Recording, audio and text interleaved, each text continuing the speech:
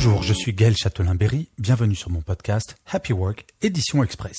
L'édition qui va vous présenter une initiative originale et impactante pour améliorer le bien-être au travail des salariés. Pour cet épisode, j'ai décidé de vous parler d'Ernst & Young, EY comme on dit.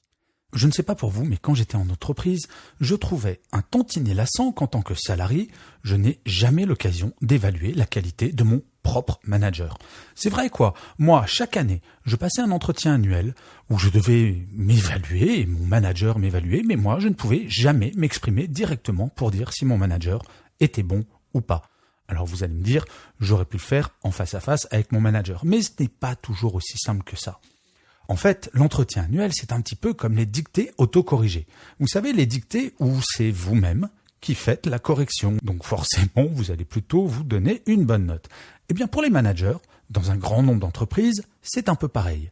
Votre manager va avoir un entretien annuel avec son propre manager, qui va lui demander « Eh, dis donc, est-ce que tu es un bon manager ?»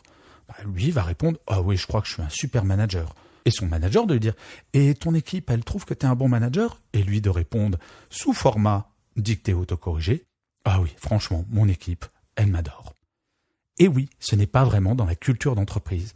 Un manager est évalué par lui-même.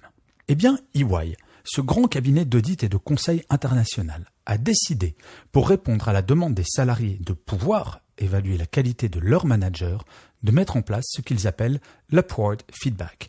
Un questionnaire digital de 4 questions, c'est tout simple, adressé aux salariés pour évaluer la qualité de leur management. Tous les trimestres, un questionnaire de 4 questions est envoyé aux salariés avec des questions du type « Votre manager contribue-t-il à votre développement professionnel ?» Le salarié dispose alors d'une échelle de réponse allant de 0 à 10. 0 étant non, c'est complètement nul, 10, c'est absolument génial.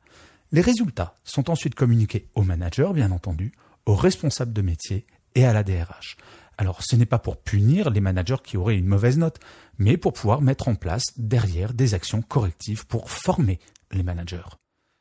Au lieu d'avoir une évaluation systématiquement descendante, pour une fois, l'information remonte et il y a de plus en plus d'entreprises qui mettent cela en place.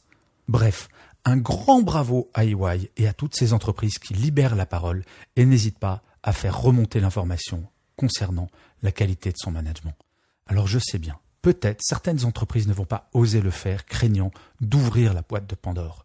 Mais je ne connais pas une seule entreprise qui se soit lancée dans cette aventure, qui ne soit pas extrêmement satisfaite de ce fonctionnement. Et je finirai cet épisode de Happy Work, comme d'habitude, par une citation.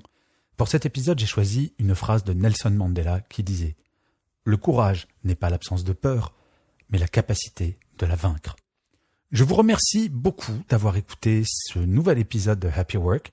Je vous dis rendez-vous au prochain épisode et d'ici là, prenez soin de vous.